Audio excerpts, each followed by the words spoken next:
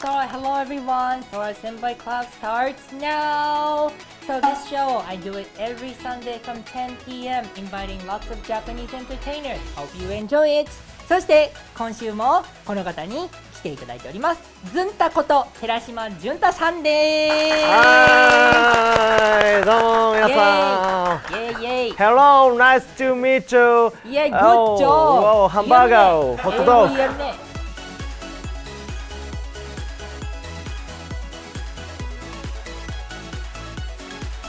この番組第2週目ですけれども、はい、海外に向けて発信しているということで、ずんたは海外に行ったことはある？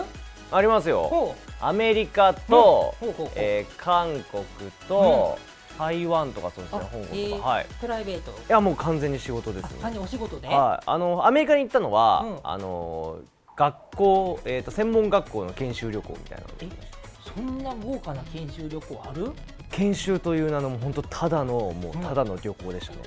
なんかやっぱり声優さんというか、アニメとかの、専門学校だったんで、そのアニメエキスポジャパンみたいなのが海外でアメリカでやってるんですよね。ですよね。であと向こうってユニバーサルスタジオとかありますね。LA だね、それきっと行ったの。あとディズニーランドとかもある。ロサンゼルスに行ったわけだ。アニメーションの海外の文化を学びに行くための研修旅行っていう体なんですけど、本当にただユニバーサルスタジオとディズニーランド行って遊ぶだけです。なるほどね。それで行ったわけだ。それで楽しかった？楽しかったですよ。1週間行きましたしね。ということで、この第2部はそんな世界中からずんたにたくさんの質問が来ているこのコーナー、Notice Me 先輩ガチャ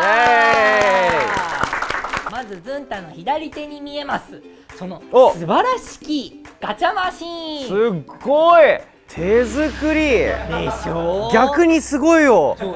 本当ありがとう。逆にすごい感動した。本当俺はもうちょっとお金かかってるものができるのかなと思ったら。いやそういいじゃないこれ。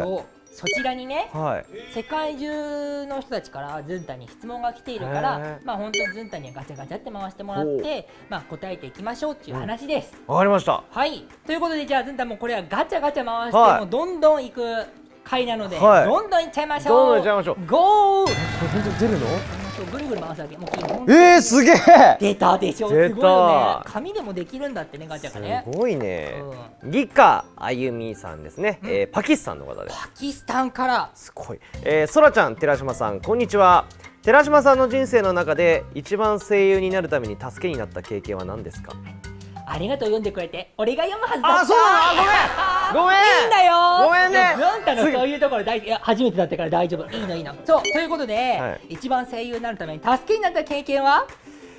中学の時に僕野球クラブに入ってたんですけれども、いろんなことやってるね。そうなんですよ。その野球クラブでとにかく大声を出してひたすら応援をし続けないといけないんですよね。いけいけいけいけいけ寺島みたいな感じで、でもひたすら声を出してたんで、その時に大きい声をひたすら出し続けるっていう訓練をしてたんで、なんか腹式呼吸とかそういうのが多分磨かれて、いまだに大きい声出すの得意なんで。なるほど。ちょっとその時に声帯も強くなっちゃったりして、多分なったと思います。そうなんだ。でもさ、声優さんになるためってさ、なんかこれまでこの番組にはいろんな方々が出てもらったんだけど、日頃のいろんなことが大事とすごくそう思います。誰かが言っていた。ドラマとか、アニメだけじゃなくて普通の映画とかを、あと海外のそういう吹き替え映画とかも見ることによって、何でも見たものが声優さんってすぐこう自分の仕事に活かせる、人の喋り方を真似してみたりとか、自分があんまりやったことない役が来たとしたら、その同じようなキャラクター、自分が今度演じるキャラクターと同じようなキャラクターの昔アニメとかを見てたとしたら、それを思い出して、確か先輩の〇〇さんああいう感じで喋ってたからちょっと真似してみようとかですぐこう活かせるのがやっぱいいんで、何でもこう経験しておいた方がいいってなります。なるほどね。だそうですよ。じゃあずんた次に行こう。はい。次は読まないよ。次は読まないよ。はい、赤連続できた。ゆきさんで韓国の。韓国から。これもまた結構ね、すごいためになるというか、声優目指している人がすごい聞きたい質問かも。声優事務所にオはいーディションを受ける時のコツはありますか、うん求められているレベルやそもそも声優として演技をする際の一般的なコツなようなものはあるのでしょうか。でも声優の、うんオーディションって一応なんかそのセリフを読んだりとか、うんうんまあ、その役のオーディションじゃなくてその例えば学校に入ったり、うん事務所に入ったりするためのオーディションって、うん基本なんか演技をしたりとかするんですけど、やっぱりその現場に出る前からすごく上手い人ってほぼいないんですよ。もう天才以外は一部の、分かんないんですけど、受かってる人を見るとみんな、普通に喋れる人です。普通の音量であと聞かれたことに対してちゃんと答えられる人です。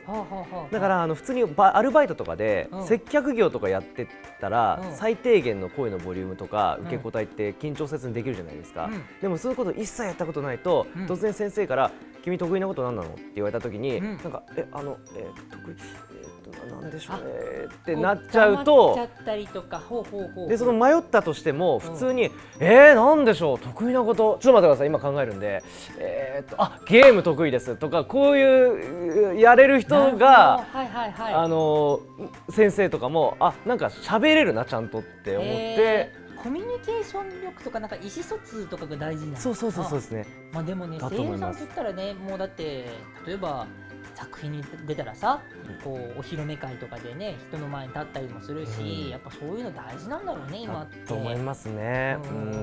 あともう一個の質問が来ててさ、演技する際の一般的なコツあるのですかって。あるのそもそも。そうです。でも本当に一番最初は、うんとにかくはっきりちゃんと一つ一つの言葉を大切に言うみたいなのがあって、なんかその聞き取れないともう声優さんって終わりなんですよね。なるほど。セリフにしても何にしても、言ってる言葉が視聴者の方に聞こえてなかったら。そっか、テレビとかだったらねテロップバッて出したりとか、人間が動いてるからなんかこうそれで分かったりするけど、そうなんですよ。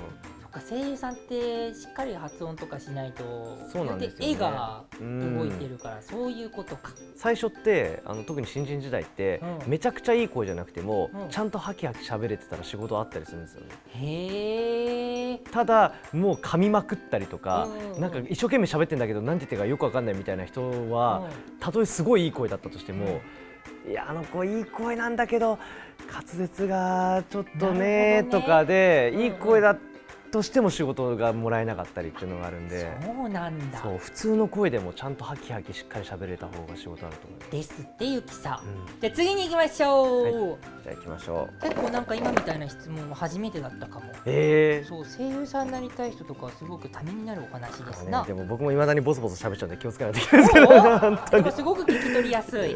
ペッパーさん、そしてアメリカの方。はい、アメリカから、そらくん、じゅんたさん、こんにちは。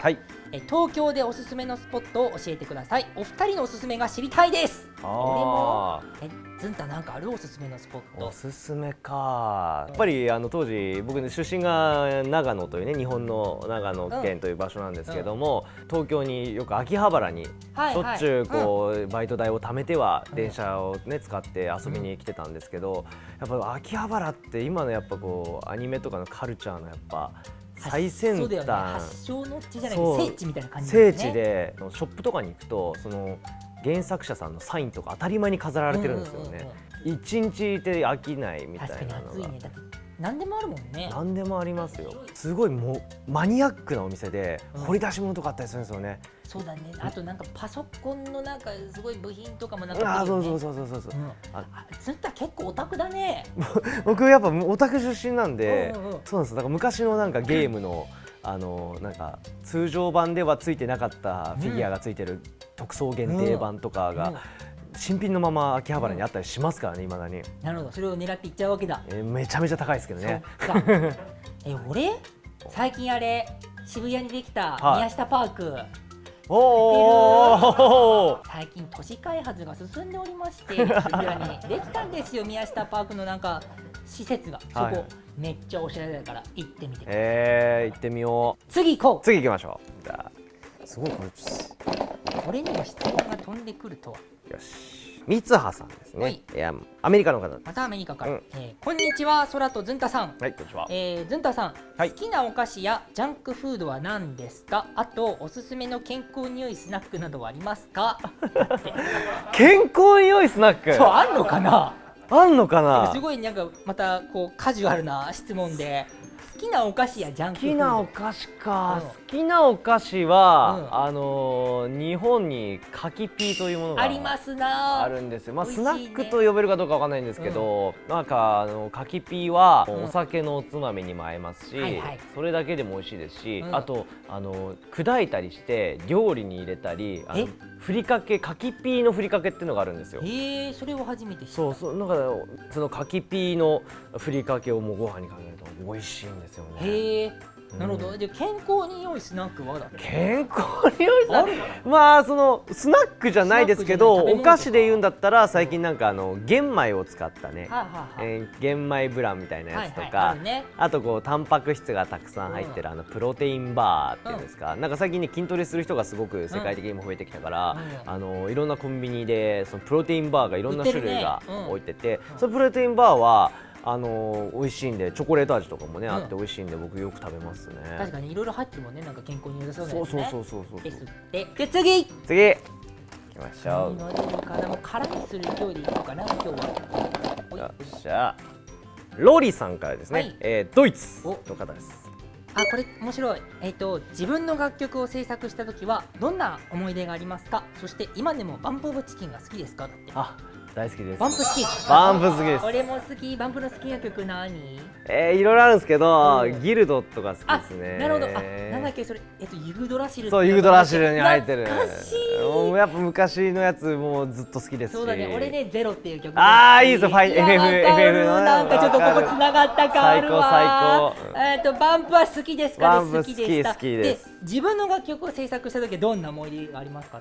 もうボイスレコーダー使って自分でなんか鼻歌とかでこう吹き込んだのに歌詞つけたりみたいな、かっこいい。なんかそうアナログな方法で僕作詞作曲して、でそれ作ったのを実際にちゃんとしたサウンドプロデューサーの方に渡して、で僕の鼻歌からそのサウンドプロデューサーの方がオケというか、メロディーをつけてくれたりっていう作詞方法なんですけど、やっぱすごくね人の力を借りることによって、自分のなんかその頭の中で鳴ってるそのなんかこういう歌歌いたいなみたいなのがこう形にできるってやっぱすごいことだし、いい時代になったなと思いましたね。そっか。なんかスマホでボイスレコーダーがついてるからできる。そっか、そのまま撮っちゃってできるしって。だしっていうの。なるほどね。じゃ次行こう。次行こう。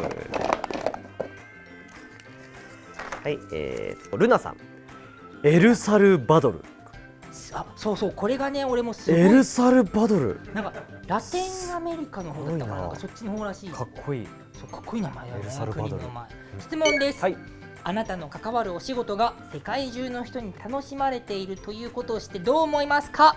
PS 空あなたの番組が大好きです。ありがとう。ということでどうですか？世界中に楽しまれているわけよ。なんかアニメもそうだしゲームも。すごくやっぱり嬉しいし。ねえだって世界中からズンタって呼ばれてるわけだよ。確かにズンタって言われて。ねえ。僕日本語しか喋れないんで、でもその日本語で僕がやった日本語のお仕事が世界でこう楽しまれてるってやっぱそれってこの二次元カルチャーというかゲームとかアニメの素晴らしいところだし、そのアニメとかゲームを見てその日本語を勉強してくださったりとか、お互い全然違う国に住んでるけど一個その作品でつながれるっていうのがいやすごいことだなって思いますね。そうだよね。でも多分やる前思ってなかったでしょう。自分がまさかこんな海外からも質問来るなんて。いや思わないです。僕だってちょっと今日不安でしたからね。この番組にオファーいただいた時、大丈夫かな、海外から質問とか来ますって。来たすぐ来たよ。すぐ来たいっぱい。すごいありがとう。本当ありがとうございます。ねまあ、今後ねだからいろんな作品にもズンタが出てって海外のさ、ファンは見てるからさ、たまによかったらツイッターとかでさ「Thank you」とか言ってみて。そうだ。めっちゃ多分ね喜んでくれると思う。じゃあGoogle 翻訳で全部英語に直して。そうそれやってみます。ぜひお願いします。ということでお時間が来ましたありがとうございます。先輩ガチャ以上です。ありがとう Thank you。 はい、ではじゃあまた来週もズンタなので See you next time で終わりましょう。はい、せーの See you next time。 ズンタでした。 Thank you。チャンネル登録してね、今すぐによろしくね、よろしくね、よろしくね。